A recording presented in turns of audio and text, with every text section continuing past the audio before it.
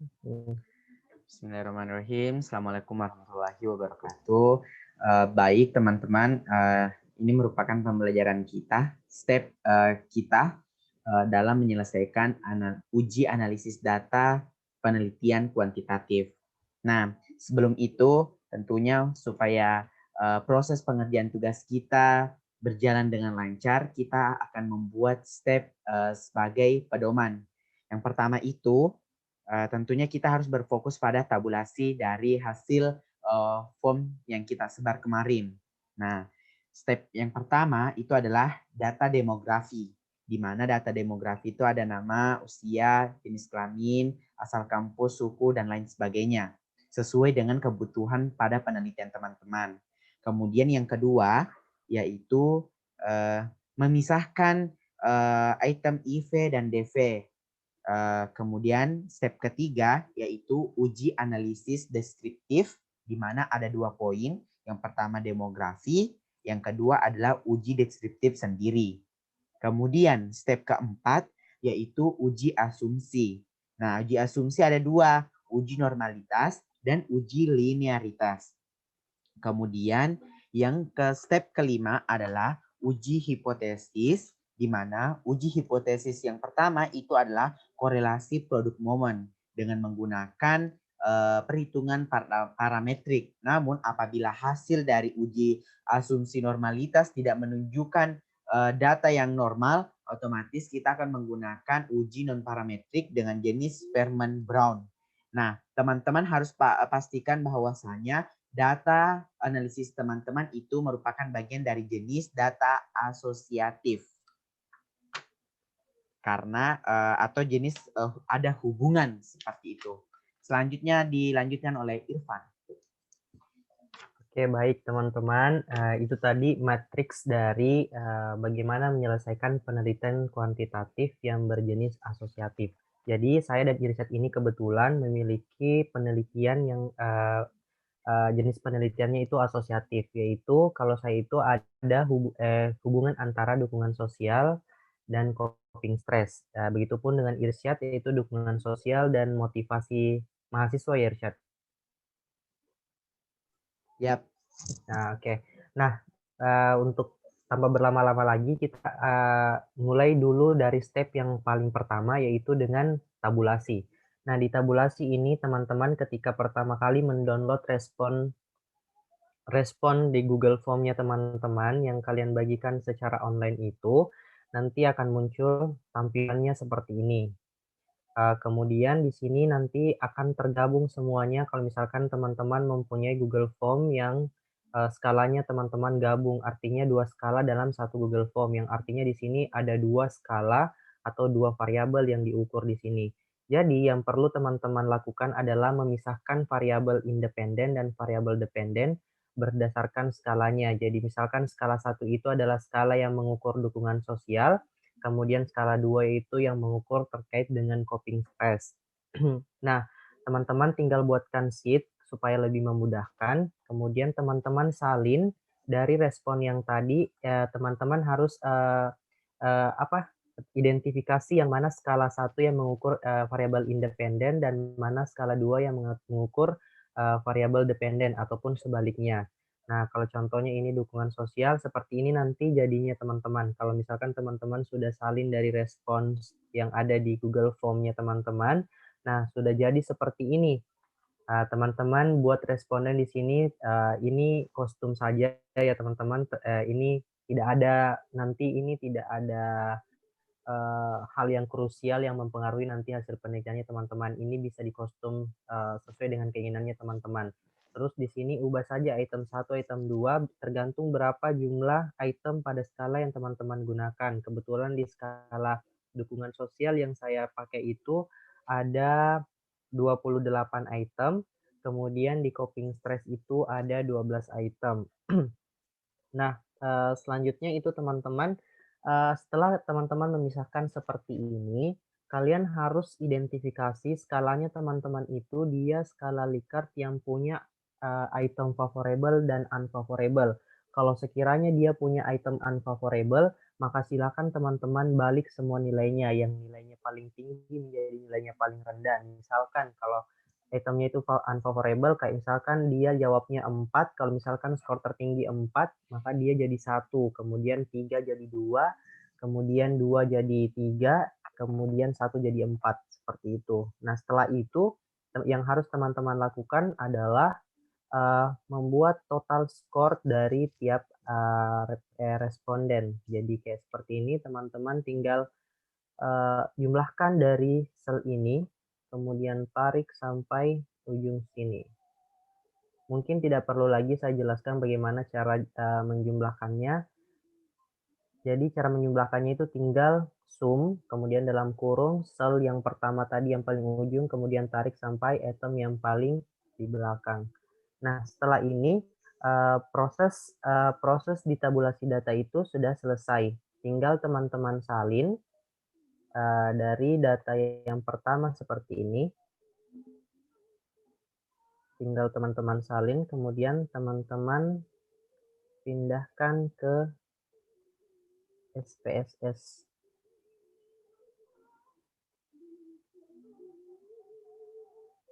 By the way, sambil Irfan pindahkan datanya, teman-teman. Jadi ini model hanya sebagai cara saja, contoh untuk mempermudah kita untuk mengambil data. Siapa tahu teman-teman hanya bisa tanpa membuat sheet baru di Excel, cukup menggunakan sheet satu saja, terserah. Cari yang nyamannya aja. Seperti itu. Betul. Oke, langsung saja reset, kita pindahkan di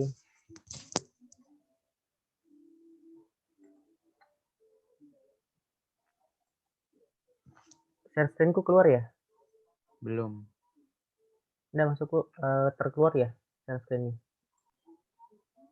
Ya, mulai nih. Baik, teman-teman sekalian, saya akan share screen kelanjutan dari pemaparan sebelumnya. Nah, yang sebelumnya itu kita akan memulai dari uji deskriptif terlebih dahulu. Nah, di uji deskriptif berdasarkan apa yang dijelaskan oleh Kak Akmal sebelumnya, bahwa uji deskriptif itu ada dua. Ya, yang pertama itu ada uji deskriptif hipotetik dan ada uji deskriptif empirik. Nah, berdasarkan di contoh atau di slide yang disebar oleh Kak Akmal itu, dia hanya memberikan contoh uji deskriptif empirik, di mana uji deskriptif empirik itu dia hanya menguji variabelnya. Nah, tetapi Kak Akmal kemarin menyatakan bahwasannya kita harus mengerjakan dua-dua, yaitu uji hipotetiknya dan uji empiriknya. Di mana uji hipotetiknya itu dia fokus pada item-item di setiap variabelnya, kemudian di uji empirik sendiri itu berdasarkan variabel-variabelnya. Nah, di sini saya akan praktikkan terlebih dahulu menggunakan output SPSS. Kita mulai dari uji hipotetik terlebih dahulu. Sebelumnya Irsyad. Ya. Irsyad. Ya. Belum punya screen key. Oh iya ya. Maaf.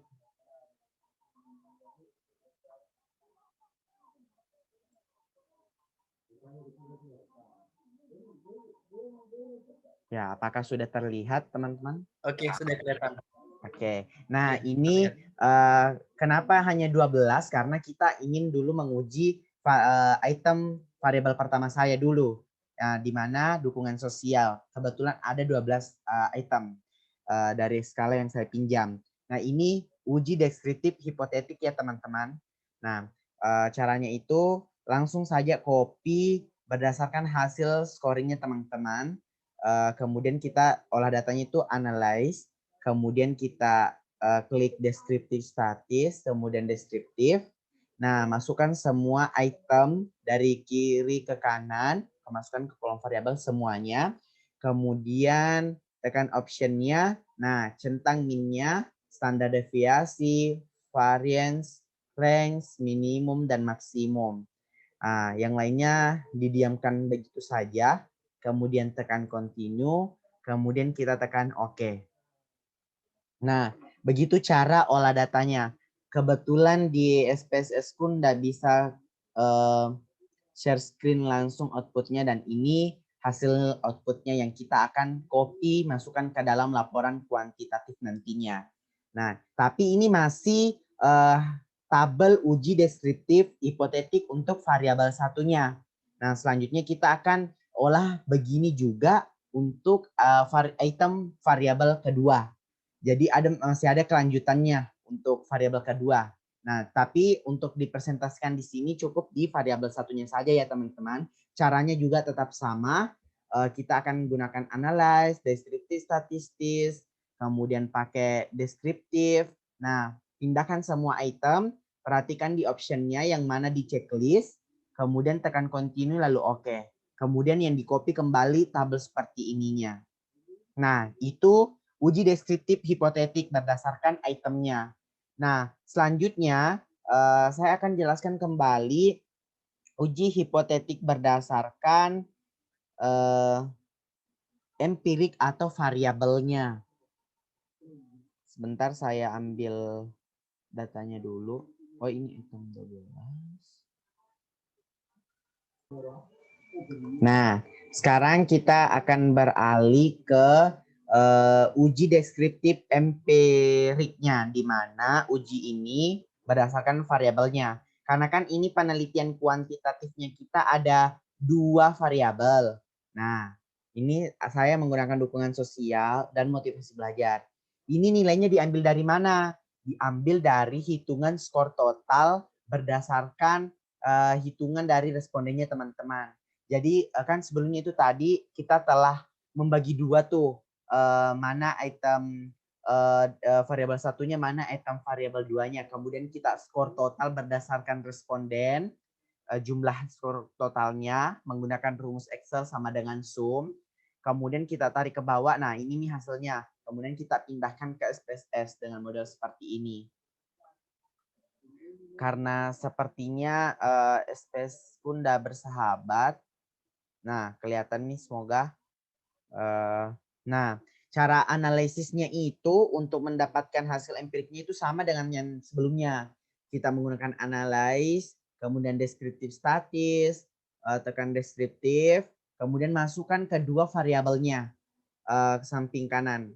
Kemudian pilih option, perhatikan yang mana di checklist tetap sama seperti yang sebelumnya. Ada mean, standar deviasi, variance, rank, minimum, dan maksimum. Tekan continue, kemudian kita tekan OK. Nah, itu nanti akan menghasilkan output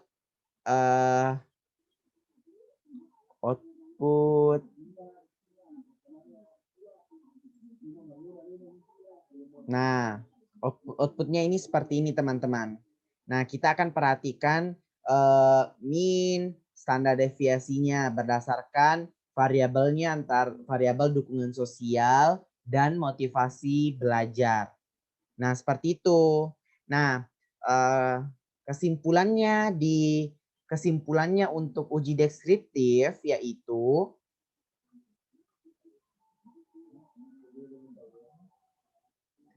sebentar ya teman-teman, saya buka dulu filenya.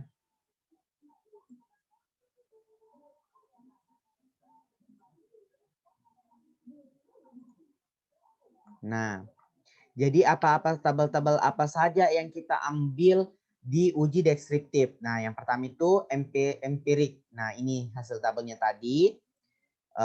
Kemudian ini, kemudian hipotetiknya itu, IV-nya itu dukungan sosial. Nah, ini item satunya 12, kemudian DV-nya motivasi belajar kelanjutannya 13 hingga skala terakhir yaitu 57. Seperti itu. Itu uji deskriptif. Nah, teman-teman akan lanjut kembali ke uji asumsi yang akan dijelaskan oleh Irfan. Ya. Silahkan Irfan. Oke, baik teman-teman. Itu tadi dari Irsyad terkait dengan bagaimana uji deskriptif statistiknya secara empiris dan secara hipotetik. Nah, saya lanjutkan yaitu ke bagian yang kedua. Setelah kita uji analisis deskriptif statistik, Sebenarnya analisis deskriptif statistik ini hanya untuk melihat standar deviasi dan means dari data empiris untuk nantinya kita gunakan sebagai standar penormaan pada skor persentil, kategorisasi persentil maksud saya. Nah, selanjutnya itu kita masuk ke langkah selanjutnya yaitu uji normalitas dan uji linearitas yang tergabung dalam uji asumsi. Langsung saja, ini datanya. Jadi teman-teman sudah siapkan semua skor total dari tiap responden di dua variabelnya teman-teman. Kemudian, oh ya sebelumnya saya share screen dulu. Oke.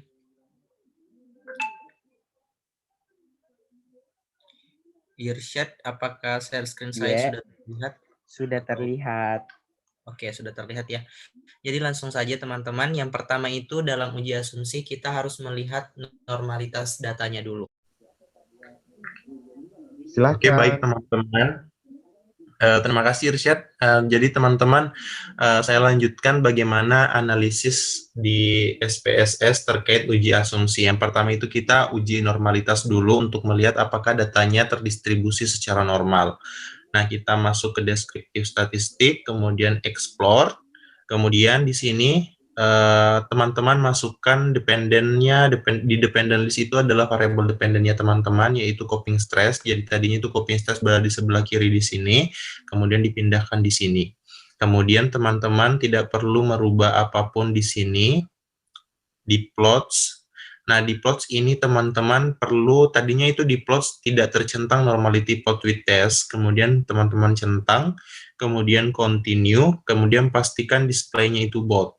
Kemudian, oke. Nah, ini dia hasil dari uji normalitas, tes normalitasnya itu. Uji normalitas. Nah, yang perlu teman-teman lihat di sini adalah test of normality, kemudian lihat pada bagian Shapiro-Wilk-nya. Nah, untuk melihat apakah tes tersebut apakah item ini terdistribusi atau variabel ini terdistribusi secara normal, teman-teman lihat di bagian Shapiro-Wilk-nya. Meskipun di sini ada dua, ada kolomograf Smirnov, tapi kita di sini menggunakan Shapiro-Wilk. Lihat, jika nilai signifikannya lebih besar dari 0,05, artinya variabel tersebut terdistribusi secara normal. Nah, di sini dilihat signifikasinya ini adalah 0,209, yang artinya lebih besar dari P 0,05. Jadi seperti ini, teman-teman. Ini yang sudah saya salin di Word-nya saya.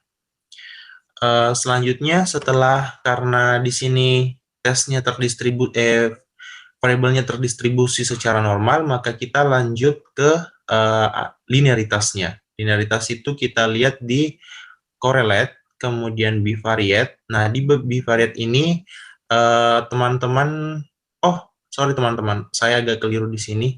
Bukan di bagian situ, tapi di bagian compare means, kemudian means. Nah, di sini. Jadi, teman-teman, tadinya di sini coping stress berada di sini, kemudian dukungan sosial juga berada di sini. Nah, di sini itu seperti ini tadinya. Jadi, kalau teman-teman baru menganalisis, nanti di bagian means itu coping stress masukkan di dependent list, kemudian dukungan sosial dimasukkan di layer 1 of 1 ini.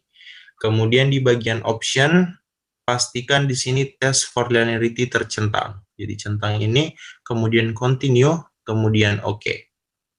Nah, hasilnya, di sini hasilnya sudah keluar ya teman-teman. Nah, di sini hasilnya itu kita lihat di ANAVA table. Di ANAVA table di sini kita lihat di linearity. Linearity-nya di sini 0,02, kemudian deviation from linearity-nya itu 0,016. Di bagian linearitas itu kita melihat dua bagian, yaitu linearity, kapan variabel tersebut dikatakan linear, jika linearity ini memiliki nilai signifikan di bawah 0,05. Nah, ini terpenuhi ya, terpenuhi. Kemudian di division formularity dikatakan linearitas apabila dia memiliki nilai signifikan di atas 0,05.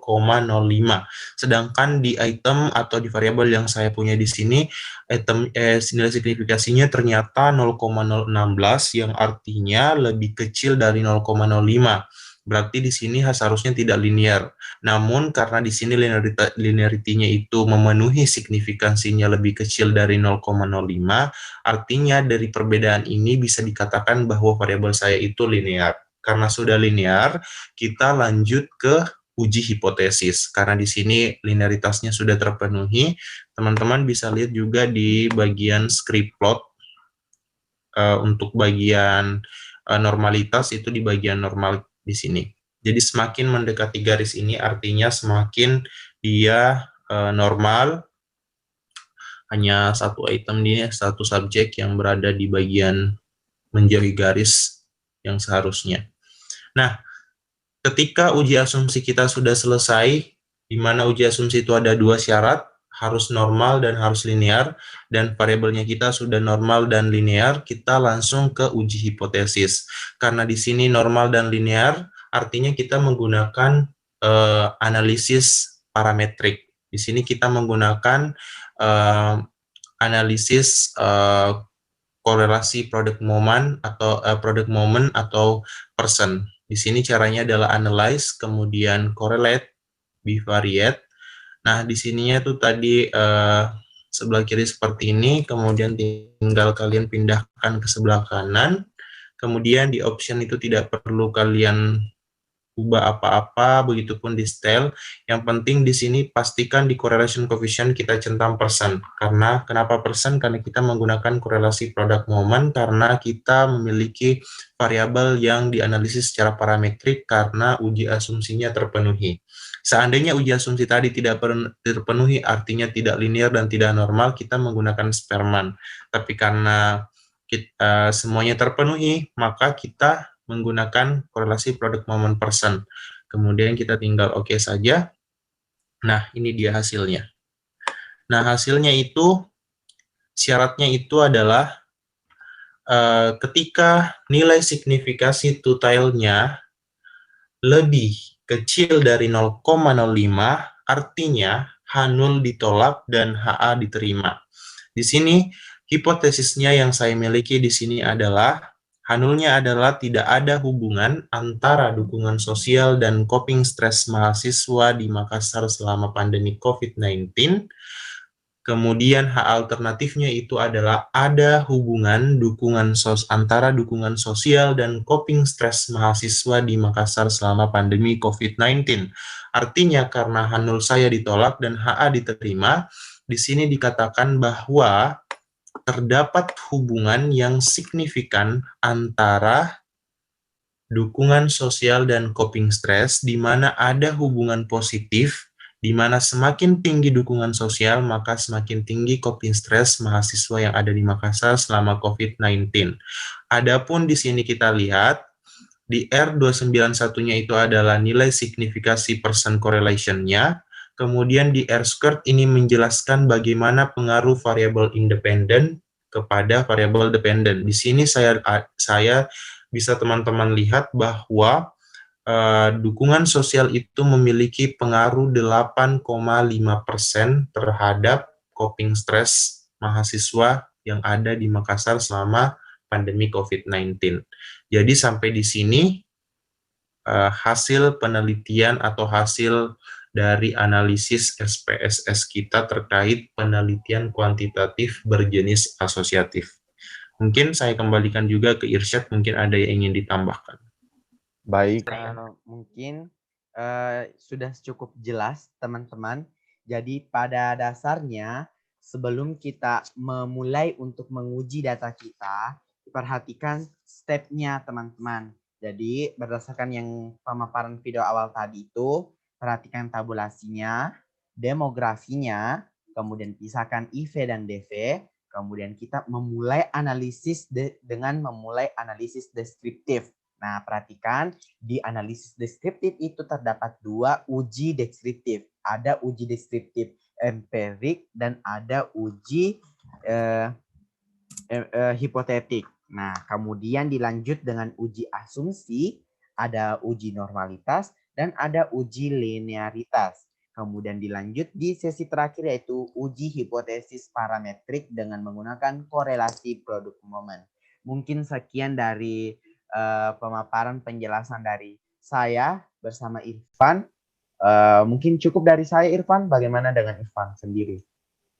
Oh ya teman-teman, untuk bagian deskriptif statistik nanti kita ada kategorisasi persentil yang nantinya apakah kita menjelaskan saat ini Irsyad atau bagaimana, teman-teman bisa lihat di PPT yang di-share oleh Kak Akmal itu bagaimana perhitungan dari kategorisasi persentilnya nanti. Betul. Jadi berdasarkan hitung manual, teman-teman. Ya, betul. Bisa juga dihitung dengan Excel. Kalau misalkan teman-teman punya keahlian di Excel, bisa ngotak-atik buat rumus baru di sana supaya lebih cepat. Ya, betul. Intinya gunakan dari tabel ini ya, Irfan, empiriknya. Itu ada mean sama standar deviasi. Tapi kalau saran saya sih, karena dia itu tabelnya penormaannya juga 5 saja, jadi mending hitung manual. Nanti di Excel nanti dilihat bahwa kategori dengan jumlah respon yang seperti ini tinggi, sangat tinggi, dan rendah. Nanti dibentukkan persennya dan frekuensinya. Oke, cukup sekian dari kami. Lebih dan kurangnya mohon dimaafkan. Semoga dipahami dengan baik. Semangat! Semangat guys! Assalamualaikum warahmatullahi wabarakatuh.